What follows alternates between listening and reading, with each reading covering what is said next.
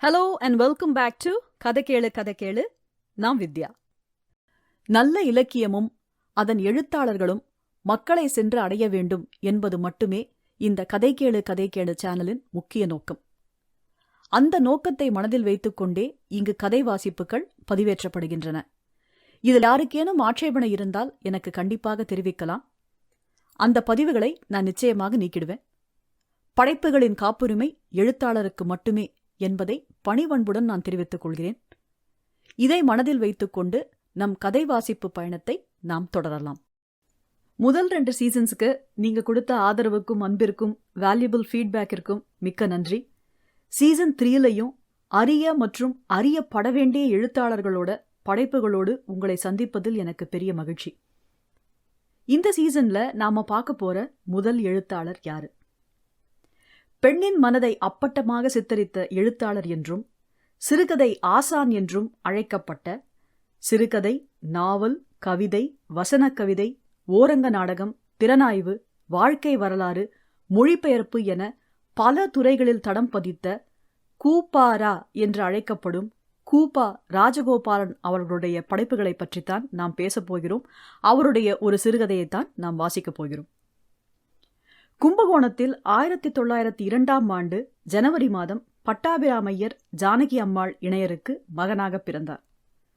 கூப்பாராவுக்கு 6 வயதான போது அவர்களது குடும்பம் திருச்சிக்கு குடிபெயர்ந்தது. அங்குள்ள கொண்டையம்பேட்டை பள்ளியில் ஆரம்ப கல்வி பயிலத் தொடங்கினார். 1918 மெட்ரிகுலேஷனில் முதல் வகுப்பில் தேர்ச்சியடைந்தார். பிறகு திருச்சி தேசிய கல்லூரியில் சேர்ந்து இன்டர்மீடியட் படித்தார். அப்போது தந்தையார் இறந்துவிட்டார். தந்தையாரின் மறைவுக்கு பிறகு குடும்பம் மீண்டும் கும்பகோணத்துக்கே குடிபெயர்ந்தது. கும்பகோணம் அரசினர் கல்லூரியில் BA வகுப்பில் சேர்ந்து வடமொழியை சிறப்பு பாடமாக எடுத்து படித்தார். ஆங்கிலத்தில் கீட்ஸ், ஷெல்லி, ஷேக்ஸ்பியர் முதலான பெரும் கவிஞர்களின் கவிதைகளையும், வடமொழியில் வால்மீகி, காளிதாசர், பவபூதி ஆகியோரின் படைப்புகளையும், வங்காளத்தில் தாகூர், பக்கிம் சந்திரர் போன்றவர்களின் நூல்களையும் கற்றார். இக்கல்வியே பிற்காலத்தில் அவர் தமது ஒவ்வொரு படைப்புகளிலும் தனி முத்திரையை பதிப்பதற்கு அடிப்படையாக அமைந்தது எனலாம். ஒருமுறை மகாகவி ரவீந்திரநாத் தாகூர் கூப்பாரா படித்த கல்லூரிக்கு வருகை புரிந்தார். அப்போது கவிஞர் தமது சில கவிதைகளை பாடிக் காட்டினார். தாகூரின் வங்க கவிதைகளும் வங்க மொழியின் சிறப்பும் கூப்பாராவின் உள்ளத்தை கொள்ளை கொண்டன. அதன் விளைவாக அவர் வங்க மொழி பயின்றார். கிருஷ்ணமாச்சாரியார் என்ற வடமொழி அறிஞருடன் இணைந்து காளிதாசர் என்னும் பெயரில் ஒரு மாத இதழை நடத்தினார். ஷேக்ஸ்பியர் சங்கம் என்ற இலக்கிய அமைப்பிலும் அவர் முக்கிய பங்காற்றினார். புதுக்கவிதையின் முன்னோடி என அறியப்படும் எழுத்தாளர் நா. பிச்சமூர்த்தி அவரது கல்லூரி தோழர், பக்கத்து வீட்டுக்காரர். இருவரும் எழுதத் தொடங்கிய பிறகு கும்பகோணம் இரட்டையர்கள் என அறியப்பட்டார்கள். 1926 சுப்புலட்சுமி என்கின்ற அம்மணி அம்மாளை திருமணம் செய்து கொள்கிறார். மதுரை மாவட்டம் மேலூரில் தாலுகா அலுவலகத்தில் அரசு பணியில் சேர்ந்து ரெவின்யூ இன்ஸ்பெக்டராக பதவி உயர்வு பெற்றார் கூப்பாரா. அந்த நேரத்தில் திடீரென அவருக்கு கண் பார்வை குறைந்து விட்டதால் வேலை இழப்பு ஏற்படுகிறது. ஆனால் அவருடைய இலக்கிய திருஷ்டி ஒருவித சூக்ஷ்ம தரிசனத்தின் உதவியை கொண்டு தொடர்ந்து கதைகளையும் கவிதைகளையும் சிருஷ்டித்துக் கொண்டுதான் இருந்தது. அவர் சொல்ல சொல்ல அவருடைய தங்கை கூப்பா சேது அம்மாள் எழுதுவாராம். 1936 தமிழ்நாடு என்ற தினசரியில் வார ஆசிரியராகவும் கூப்பாராவும் சீசு செல்லப்பாவும் உதவி ஆசிரியர்களாகவும் சிறிது காலம் பணியாற்றினர். மருத்துவ சிகிச்சையால் கண் பார்வை ஓரளவு மீண்டது. எழுத்தை நம்பியே இனி வாழ்ந்து விடலாம் என்ற முடிவில் சென்னைக்கு இடம்பெயர்ந்தார். ஆனால் சமாளிக்க முடியாமல் மீண்டும் கும்பகோணத்துக்கே திரும்பிய கூப்பாரா துணிச்சலான முயற்சி ஒன்றை மேற்கொண்டார். மறுமலர்ச்சி நிலையம் என்ற பெயரில் புத்தக விற்பனை நிறுவனம் ஒன்றை ஆரம்பித்தார். அவருடைய வீட்டு திண்ணைதான் வியாபார ஸ்தலம். நண்பர்கள் வந்து திண்ணையில் உட்காருவார்கள். புத்தகங்களை எடுத்து புரட்டுவார்கள்.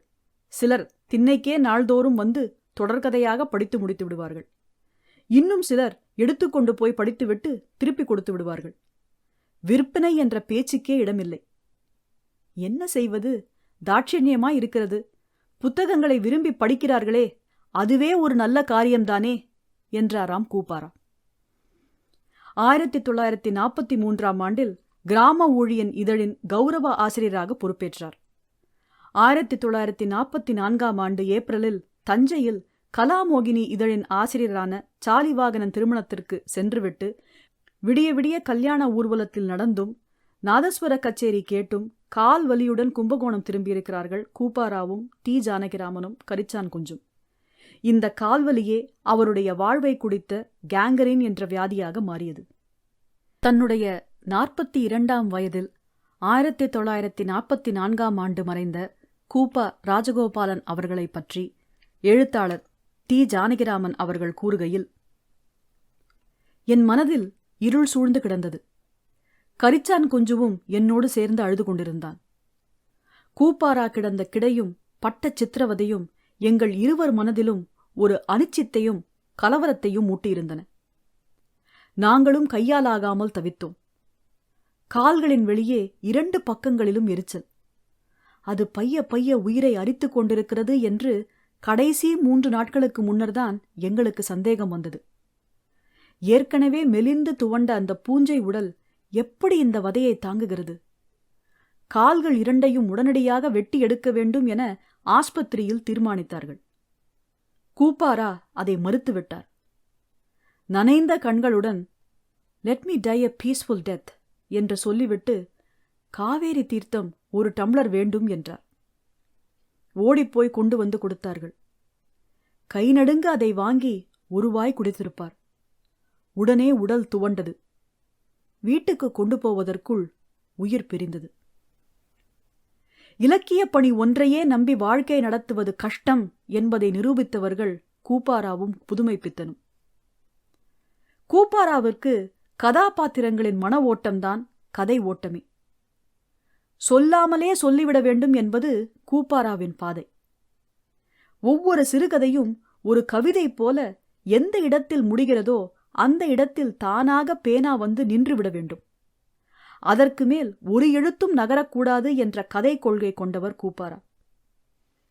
அவருடைய 91 கதைகளிலும் அவருடைய முத்திரை இருக்கும் என்றாலும் ஆற்றாமை, கனகாம்பரம், மோகினி மாயை, உண்மை கதை, படுத்த படுக்கை, பெண்மணம், சிறிது வெளிச்சம், 100 நிசா, என்ன அத்தாட்சி போன்ற கதைகள் அவசியம் வாசிக்க வேண்டிய கதைகள். பெண்கள் மற்றும் பெண் மனம் பற்றி அதிகம் எழுதிய கூப்பாரா பெண் அடிமைத்தனத்திற்கு எதிரான உணர்வு கொண்டவர். அவள் இஷ்டம் என்றொரு கட்டுரை அவருடைய பெண் விடுதலை குறித்த அவரது கருத்தை வெளிப்படுத்துகிறது. பெண் அடிமையாகவில்லை, அவள் அடிமையும் ஆக மாட்டாள், ஆக்கவும் முடியாது. இதுவரையில் அவள் அடிமை போல இருக்க இசைந்தாள், அவ்வளவுதான். அச்சம், மடம், நாணம், பயிர்ப்பு என்ற வேலிகளை ஆண்மகன் போட்டா பெண்களை கட்டுப்படுத்த முடியும்? அவளாகவே அந்த அடைப்புக்குள் போய் புகுந்து கொண்டு அந்த அடைப்பையே தன் கோட்டையாக்கிக் கொண்டாள். ஆனால் இப்போது அந்த வாழ்க்கை அவளுக்கு பிடிக்கவில்லை. அது சலித்து போய்விட்டது. புதுமை வேண்டுகிறாள், விடுதலை கேட்கிறாள். அந்த ஆட்டம் போதும், இனிமேல் வேண்டாம் என்று அதிலிருந்து விலகி ஒரு காலத்தில் தானே வேண்டாம் என்று ஒதுக்கிய சுதந்திரத்தை அடைய விரும்புகிறாள். வேண்டாம் என்கிறாள் பெண். இதில் ஆணுக்கு எந்த ஒரு ஆட்சேபனையும் இருக்க முடியாது என்று எண்ணுகிறேன் என்று மிகவும் ஆணித்தரமாக எழுதியிருக்கிறார் எழுத்தாளர் கூப்பா ராஜகோபாலன் அவர்கள். கூப்பாரா பற்றிய டி. ஜானகிராமனின் சொற்சித்திரம் இது. கேளுங்கள். ராஜகோபாலனுக்கு தீவிரமாக சிந்திக்கும் ஆற்றல் இருந்தது. அது முகத்தில் தெரியும். எப்போது எழுதுவார் என்று எங்களுக்கு தெரியாது. நட்ட நடுநிசிக்கு வெகு நேரத்திற்கு பிறகு எங்களை அனுப்பிவிட்டுத்தான் அவர் எழுதியிருக்க வேண்டும். மறுநாள் இரவு சந்திக்கும் பொழுது எழுதி வைத்ததை, கதையையோ விமர்சனத்தையோ காண்பிப்பார். அடித்தல் திருத்தலின்றி ஒரு முடிவான உணர்வோடு எதையும் எழுதியிருப்பார். ஒரு நேர்மையும் துணிச்சலும் பளிச்சென்று தெரியும் எழுத்து.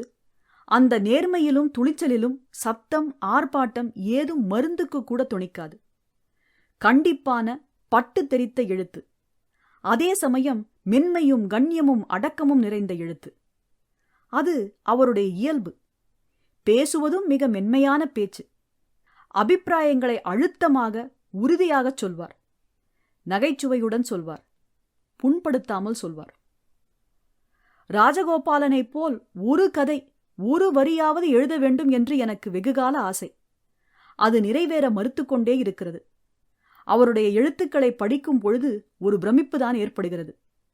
பட்டு போன்ற சொற்களிலும் 10 பக்கங்களுக்கு மேற்படாத கதைகளிலும் எப்படி இவ்வளவு பெரிய கலை வடிவங்களையும் உணர்ச்சி முனைப்பையும் வடிக்கிறார் அவர்? ஒவ்வொரு சொல்லுக்குள்ளும் வரிக்குள்ளும் எத்தனை ஒளிகள், கோர்வைகள்! எழுதியதை விட எழுதாமல் கழித்ததே முக்கால்வாசி என்று தோன்றுகிறது. சாதாரண சொற்களுக்கு கூட ஒரு புதிய வீரியத்தை ஏற்றிய பாரதியின் வெற்றியைத்தான் ராஜகோபாலின் கதை சொற்கள் கண்டிருக்கின்றன. இத்தனை வெற்றிகள் திணித்த கதைகளை தமிழில் யாரும் இதுவரை எழுதவில்லை. உண்மையாகவே மௌனங்கள் நிறைந்த சிறுகதைகளை அவர் ஒருவர்தான் எழுதியிருக்கிறார் என்று தி. ஜானகிராமன் அவர்கள் மிக அழகாக கூறியிருக்கிறார். இன்னைக்கு நாம எழுத்தாளர் கூப்பா ராஜகோபாலன் அவருடைய எந்த சிறுகதை எடுத்து வாசிக்கப் போகிறோம்? சிறிது வெளிச்சம். இதுதான் சிறுகதையின் பெயர். நேர கதைக்கு போலாமா? சிறிது வெளிச்சம். எழுத்து கூப்பாரா. அப்பா, அவள் துன்பம் தீர்ந்தது என்று ஒரு சமயம் தோன்றுகிறது. ஐயோ, தெரிந்தே அவளை சாவுக்கிரையாக விட்டுவிட்டு வந்தேனே என்று ஒரு சமயம் நெஞ்சம் துடிக்கிறது. நான் என்ன செய்ய முடிந்தது? அவள் இடமே கொடுக்கவில்லையே. அந்த வீட்டிலிருந்து வெளியே வந்த பிறகு எவ்வளவோ தடவைகள் அங்கே போயும் அவளை பார்க்க முடியவில்லை. நேற்று போனேன். அவள் மாரடைப்பால் இறந்து போய்விட்டாளாம். மாரடைப்பா? அந்த மார்பில் இன்னும் என்னென்ன ரகசியங்கள் மூண்டு அதை அடைத்து விட்டனவோ? அன்றிரவு சிலவற்றைத்தான் வெளியேற்றினாள் போலிருக்கிறது. போதும், சிறிது வெளிச்சம் போதும். இனிமேல் திறந்து சொல்ல முடியாது என்றாள் கடைசியாக. திறந்து சொன்னதே என் உள்ளத்தில் விழுந்து விடாத வேதனையாகிவிட்டது. அது தெரிந்துதான் அவள் நிறுத்திக் கொண்டாள். ஆமாம், இனிமேல் என்ன சொல்லுகிறேனே, அவளிட்ட தடை அவளுடன் நீங்கிவிட்டது. நான் சென்னையில் சென்ற வருஷம் ஒரு வீட்டு ரேழி உள்ளில் குடியிருந்தேன். உள்ளே ஒரே ஒரு குடித்தனம். புருஷன் பெண்ஜாதி உலகத்தில் சொல்லிக் கொள்கிறபடி. புருஷனுக்கு எங்கோ ஒரு பேங்கில் வேலை. பகல் முழுவதும் வீட்டில் இருக்க மாட்டான். இரவு வீட்டில் இருப்பதாக பெயர். சாப்பிட்டு விட்டு வெளியே போவான். இரவு 2 மணிக்கு வந்து கதவை தட்டுவான். அந்த வீட்டில் நான் தனியாக இருப்பது எனக்கே சங்கடமாக இருந்தது. நான் எழுத்தாளன், இரவும் பகலும் வீட்டிலேயே இருப்பவன். காலையிலும் மாலையிலும் தான் சிறிது நேரம் வெளியே போவேன். அந்த மனிதன் முந்திக் கொண்டு விட்டான். சார், நீங்கள் இங்கேயே தனியா இருக்கிறோமே என்று சங்கோஜப்பட வேண்டாம். நான் சந்தேகப்படும் பேர் வழி அல்ல. நீங்களும் உங்கள் ஜோலியோ நீங்களோ என்று இருக்கிறீர்கள். மனுஷால் தன்மையை அறிய எவ்வளவு நேரமாகும்? உங்களைப் போன்ற ஆசாமி வீட்டில் இருப்பது நான் சதா வெளியே போவதற்கு சௌகரியமாக இருக்கிறது. உங்களைப் போல என்று சொல்ல என்னிடம் என்னத்தை கண்டான்? அவள் சாவித்ரி என் கண்களில் படுவதே இல்லை. நானும் சாதாரணமாக பெண்கள் முகத்தை தைரியமாக கண்ணெடுத்து பார்க்கும் தன்மை இல்லாதவன். எனவே எனக்கு அவள் குரல் மட்டும்தான் சிறிது காலம் பரிச்சயமாகி இருந்தது. அவன் கோபால் ஐயர். ஆபீஸுக்கு போகும் முன்பே நான் முற்றத்தில் இருந்த குழாயை உபயோகித்துக் கொண்டு விடுவேன். பிறகு அந்த பக்கமே போக மாட்டேன். அவன் வெளியே போனதும் அவள் ரேழிக் கதவை தாளிட்டுக் கொண்டு விடுவாள். சாவித்ரி யாருடனும் வம்பு பேசுவதில்லை, வெளியே வருவதே இல்லை. இப்படி 1 வாரம் ஆயிற்று. இரவு 2 மணிக்கு அவன் வந்து கதவை தட்டுவதும், சாவித்ரி எழுந்து போய் கதவை திறப்பதும், பிறகு கதவை தாளிட்டு கொண்டு அவள் அவனுடன் உள்ளே போவதும் எனக்கு அரை தூக்கத்தில் கேட்கும். ஒரு நாள் அவன் வந்து கதவை தட்டிய போது அவள் அயர்ந்து தூங்கி போய்விட்டாள் போலிருக்கிறது. 4-5 தடவை கதவை தட்டிவிட்டான். நான் எழுந்து போய் கதவை திறந்தேன். ஓ, நீங்களா திறந்தீர்கள்? மன்னிக்க வேண்டும் என்று என்னிடம் சொல்லிவிட்டு அவன் உள்ளே போனான். நான் என் அறையில் போய் படுத்து கதவை தாளிட்டுக் கொண்டேன். உள்ளே போனவன் தூங்கிக் கொண்டிருந்த மனைவியை என்ன செய்தானோ தெரியவில்லை. பிறகு தெரிந்தது, உதைத்தான் காலால் என்று. அவள் வாரி சுருட்டி கொண்டு எழுந்து, ரொம்ப நாளை தட்டினீங்களா? மத்தியானமெல்லாம் தலைவலி, உடம்பு தெரியாம என்று அவள் மெதுவாக பயந்து சொன்னது என் காதில் பட்டது. உடம்புன்னா என்னன்னு தெரியுமா உனக்கு? அது என்னன்னு தெரிய சொல்றேன் என்று சொல்லிக்கொண்டு அடித்தான் அவளை. அடித்தது என் காதில் விழுந்தது. எனக்கு என்ன செய்வதென்று தெரியவில்லை. புருஷன் பெண்ஜாதி கலகத்தில் பிற மனிதன் தலையிடக்கூடாது என்று கடைசியாக சும்மா இருந்து விட்டேன். பிறகு இரவு முழுவதும் மூச்சு பேச்சு இல்லை. ஆனால் அவள் தூங்கவே இல்லை என்பது எனக்கு தெரிந்தது. ஏனென்றால் நானும் தூங்கவில்லை. மறுநாள் இரவு கதவை அவள் விழித்திருந்து திறந்தாள். ஆனால் அன்றும் அவளுக்கு அடி விழுந்தது. முதல் நாள் போல அவள் பேசாமல் இருக்கவில்லை. என்னை ஏன் இப்படி அடித்துக் கொள்கிறீர்கள்? நீங்கள் செய்வது எதையாவது நான் வேண்டாம் என்கின்றேனா? ஓஹோ, இப்போது உனக்கு வாய் வேறா? எவ்வளவு நாள்தான் நானும்? சி, வாயை திறந்தா பல்ல உதிர்த்து விடுவேன். உதிர்த்து விடுங்கள். பளார் என்று கன்னத்தில் அறை விழுந்த சத்தம் கேட்டது. என்னை அறியாமல் நான் எழுந்து ரேழி கதவண்டை போய், சார், கதவை திறவுங்கள் என்றேன். அதற்கு முன் என்னோடு பல்லிழித்து பேசிக் கொண்டு வந்த மனிதன் உள்ளே இருந்து மிருகம் போல சீறினான். எதற்காக? திறவுங்கள் சொல்லுகிறேன். முடியாது சார். திறக்காவிட்டால் கதவை உடைப்பேன். அவன் கதவை திறந்து கொண்டு வெளியே ரேழிக்கு வந்து மறுபடியும் கதவை மூடிக்கொண்டு, என்ன சார் என்றான். உங்கள் மனைவியை நீங்கள் அடித்தது போல் காதில் பட்டது. இருக்கலாம், அதை பற்றி உங்களுக்கு என்ன? நீங்கள் அந்த மாதிரி செய்யும்படி நான் விட முடியாது. என்ன செய்வீர்கள்? போலீசுக்கு தகவல் கொடுப்பேன். முதலில் நானே பலாத்காரமாக உங்களை தடுப்பேன். அவன் முகத்தில் சோகமும் திகிலும் தென்பட்டன. திரு திருவென்று சற்று விழித்தான். என்னுடைய திடமான பேச்சைக் கண்டு அவன் கலங்கிப் போனான் என்று தெரிந்தது. அவன் கோழை என்று உடனே கண்டேன். இல்லாவிட்டால் ஒருவன் பெண் பிள்ளையை அடிப்பானா? நீங்கள் சாது, ஒரு வழிக்கும் வரமாட்டீர்கள் என்று உங்களை ரேழியில் குடிவைத்தேன். நீங்கள் அனாவசியமாக என் விஷயத்தில் தலையிடுவதாக இருந்தால் காலையிலேயே காலி செய்துவிட வேண்டும். நான் காலி செய்வதை பற்றி பிறகு பார்த்துக் கொள்ளலாம். இனிமேல் நீங்கள் விடுகிற வரையில் உள்ளே போகக்கூடாது. நீர் யாரையா இந்த மாதிரி எல்லாம் உத்தரவு செய்ய? யாராயிருந்தால் என்ன? இப்பொழுது நீர் நான் சொன்னபடி செய்ய வேண்டியதுதான். மீறினால் உமக்கு நல்லதல்ல. பயமுறுத்துகிறீர்களோ? பயமுறுத்துவது மட்டுமல்ல, செயலிலே காட்டி விடுவேன். வாரும், என் அறையில் படுத்துக் கொள்ளலாம். அம்மா, கதவை உள்ளே தாழ்பால் போட்டுக் கொள்ளுங்கள் என்றேன் அவள் பக்கம் திரும்பி. போட்டு விடுவாளோ அவள்? நான் இங்கே இருக்கிற வரையில் நீர் இனிமேல் அந்த அம்மாள் மேல் ஒரு விரல் கூட வைக்க முடியாது. அப்பொழுது சாவித்ரி கதவை திறந்து கொண்டு வந்தாள். என்னுடன் அவள் பேசினதே இல்லை. தயவு செய்து நீங்கள் தலையிட வேண்டாம் என்று என்னிடம் சொல்லிவிட்டு புருஷனை பார்த்து, வாருங்கள் உள்ளே என்றாள். நீ போடி உள்ள, உன்னை யார் இங்கே வர சொன்னா என்று அவன் அவள் மேல் சீறி விழுந்தான்.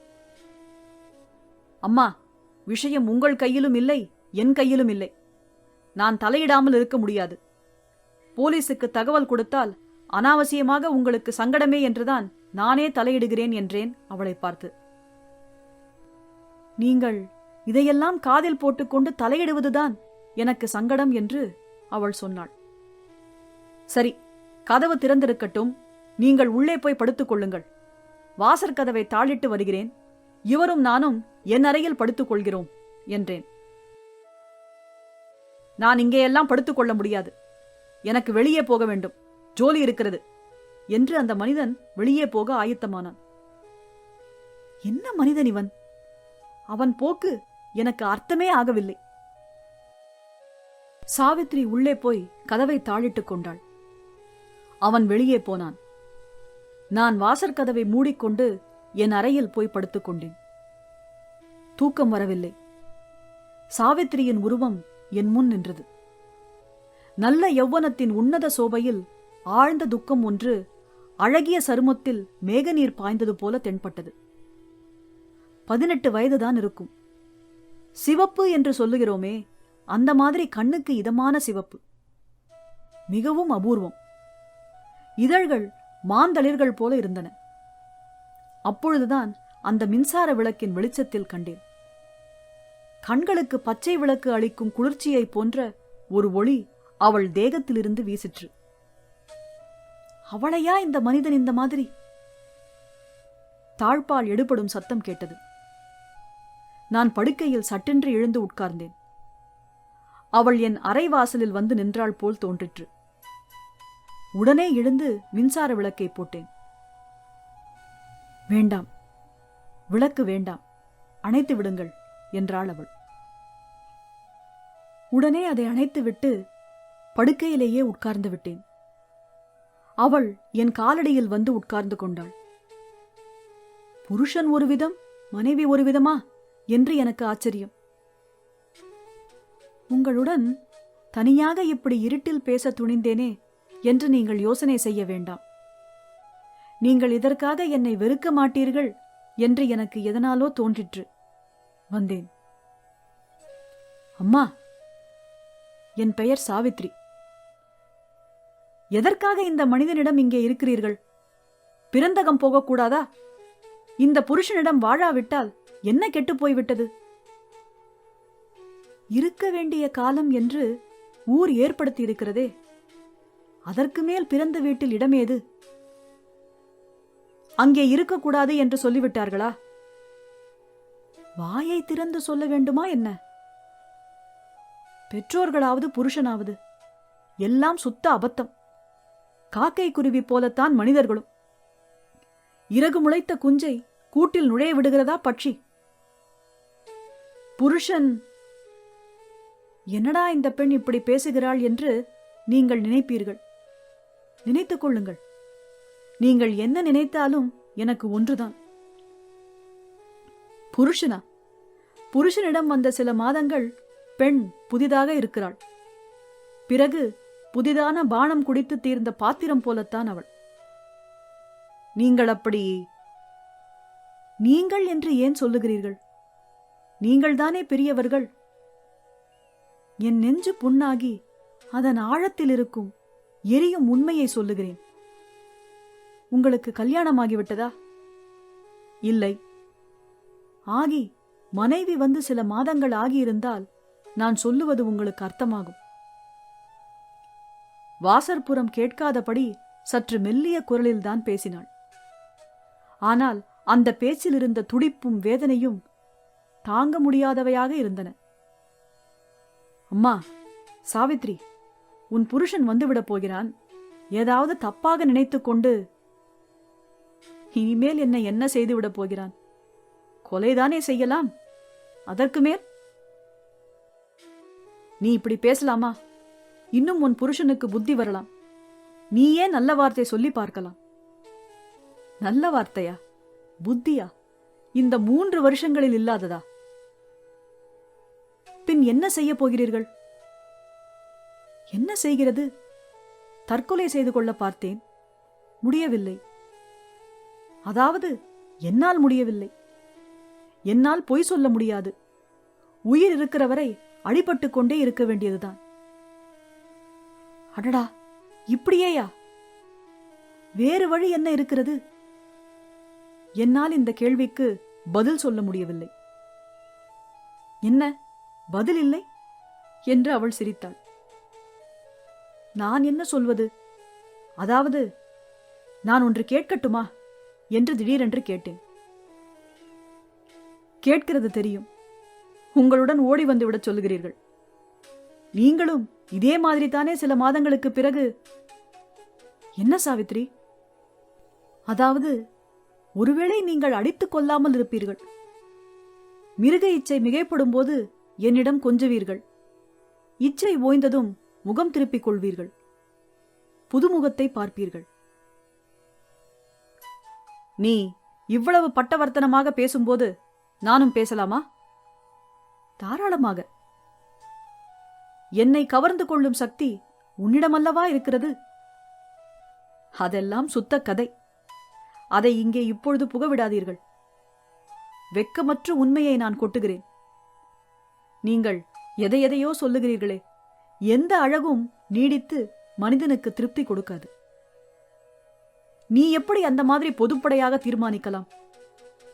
எப்படியா? என் புருஷனைப் போல் என்னிடம் பல்லை காட்டின மனிதன் வேறொருவன் இருக்க மாட்டான். நான் குரூபி அல்ல, கிழவி அல்ல, நோய் கொண்டவள் அல்ல. இதையும் சொல்லுகிறேன், மிருக இச்சைக்கு பதில் சொல்லாதவளும் அல்ல. போதுமா? சாவித்ரி, உன் உள்ளத்தில் ஏற்பட்ட சோகத்தால் நீ இப்படி பேசுகிறாய். என்றாவது நீ சுகம் என்றதை ருசி பார்த்திருக்கிறாயா? எது சுகம்? நகைகள் போட்டுக் கொள்வதா? நான் போடாத நகை கிடையாது. என் தகப்பனார் நாகப்பட்டினத்தில் பெரிய வக்கீல், பணக்காரர். புடவை ரவிக்கை நான் அணியாத தினசு கிடையாது. சாப்பாடா? அது எனக்கு பிடிக்காது. வேறென்ன பாக்கி? சரீர சுகம் நான் ஒரு நாளும் அடையவில்லை இதுவரையில். அதாவது என் புருஷன் என்னை அனுபவித்து குலைத்திருக்கிறான். நான் சுகம் என்பதை காணவில்லை. பின் எதைத்தான் சுகம் என்கிறாய்? நான் உள்ளத்தை திறந்து பேசுவதற்கும் கூட ஒரு எல்லை இல்லையா? இதற்கும் மேலுமா என்னை சொல்ல சொல்கிறீர்கள்? உன் புருஷன் ஏன்? என் புருஷனுக்கு என் சரீரம் சலித்து போய்விட்டது. வேறு பெண்ணை தேடிக் கொண்டு விட்டான், விலை கொடுத்து. சாவித்ரி, தைரியமாக ஒன்று செய்யலாமே. நான் எதையும் செய்வேன், ஆனால் உபயோகமில்லை. சிறிது காலம் உங்களை திருப்தி செய்யலாம், அவ்வளவுதான். உன்னை திருப்தி செய்ய நான் முயற்சி செய்து பார்க்கிறேனே. வீணாக உங்களையே நீங்கள் ஏமாற்றிக் கொள்ளாதீர்கள். என் ரூபத்தைக் கண்டு நீங்கள் மயங்கிவிட்டீர்கள். உங்கள் இச்சை பூர்த்தியாவதற்காக என்னை திருப்தி செய்வதாக சொல்கிறீர்கள். எது சொன்னாலும் ஒன்றுமே சொல்ல வேண்டாம். இனிமேல் விளக்கை போடுங்கள். நான் எழுந்து விளக்கை போட்டேன். நான் போய் படுத்துக் கொள்ளட்டுமா? தூக்கம் வருகிறதா? தூக்கமா? இப்பொழுது இல்லை. பின் சற்றுதான் இரேன். உங்கள் தூக்கமும் கெடவா? சாவித்ரி, ஒன்றும் சொல்லாதீர்கள். நீ சொல்வதெல்லாம் சரி என்றுதான் எனக்கு தோன்ற ஆரம்பிக்கிறது. நிஜமா? என்று எழுந்து என் பக்கத்தில் வந்து உட்கார்ந்தாள். பொய் சொன்னால்தான் நீ உடனே, அப்பா, இந்த கட்டைக்கு கொஞ்சம் மாறுதல். சாவித்ரி, உன்னால் இன்று என் அபிப்பிராயங்களே மாறுதல் அடைந்து விட்டன. அதெல்லாம் இருக்கட்டும், இந்த அந்தரங்கம் நம்முடன் இருக்கட்டும். என் கட்டை சாய்ந்த பிறகு வேண்டுமானால் யாரிடமாவது சொல்லுங்கள். ஏன் அப்படி சொல்கிறாய்? இல்லை, இனிமேல் இந்த சரீரம் என் சோகத்தை தாங்காது. ஆனால் எதனாலோ இப்பொழுது எனக்கு ஏதோ ஒரு திருப்தி ஏற்படுகிறது. நான் சொல்லவில்லையா என்று நான் என்னையும் அறியாமல் துவண்டு விழுபவள் போல் இருந்த அவளிடம் நெருங்கி என் மேல் சாய்த்துக் கொண்டேன். அவள் ஒன்றும் பேசாமல் செய்யாமல் கண்களை மூடிக்கொண்டு சிறிது நேரம் அப்படியே கிடந்தாள். இவ்வளவு மாதங்கள் கழித்து நிதான புத்தியுடன் இதை எழுதும் போதும் கூட நான் செய்ததை பூசி மெழுகிச் சொல்ல மனம் வரவில்லை எனக்கு. இப்படி மனம் விட்டு ஒரு பெண் சொன்ன வார்த்தைகளை கொஞ்சம் கூட மழுப்பாமல் எழுதின பிறகு கடைசியில் ஒரு பொய்யை சேர்க்க முடியவில்லை. மெல்ல அவளை படுக்கையில் படுக்க வைத்தேன், என் படுக்கையில். அப்பொழுதும் அவள் ஒன்றும் சொல்லவில்லை. அவ்வளவு ரகசியங்களை ஒரேடியாக வெளியே கொட்டின இதழ்கள் ஓய்ந்து போனது போல பிரித்தபடியே கிடந்தன. திடீரென்று, அம்மா போதுமடி என்று கண்களை மூடிய வண்ணமே முனகினாள். சாவித்ரி, என்னம்மா என்று நான் குனிந்து அவள் முகத்துடன் முகம் வைத்துக் கொண்டேன். போதும். சாவித்ரி, விளக்கு. அவள் திடீரென்று எழுந்து உட்கார்ந்தாள். ஆமாம், விளக்கை அணைத்துவிட்டு படுத்துக் கொள்ளுங்கள். சற்று நேரம் இருந்த வெளிச்சம் போதும் என்று எழுந்து நின்றாள். நீ சொல்வது அர்த்தமாகவில்லை சாவித்ரி. இனிமேல் திறந்து சொல்ல முடியாது. நான் போகிறேன். நாளைக்கு வேறு ஜாகை பார்த்துக் கொள்ளுங்கள்.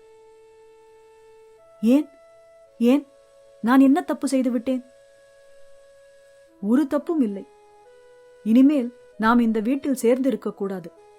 ஆபத்து என்று சொல்லி என்னை பார்த்துவிட்டு சாவித்ரி தானே விளக்கை அணைத்துவிட்டு சிறிதும் தயங்காமல் உள்ளே போய் கதவை தாளிட்டுக் கொண்டாள். சட்டென்று என் உள்ளத்திலும் சற்று எரிந்த விளக்கு அணைந்தது. போதும். எது போதும் என்றாள்? தன் வாழ்க்கையா, துக்கமா, தன் அழகா, என் ஆறுதலா, அல்லது அந்த சிறிது வெளிச்சத்தில்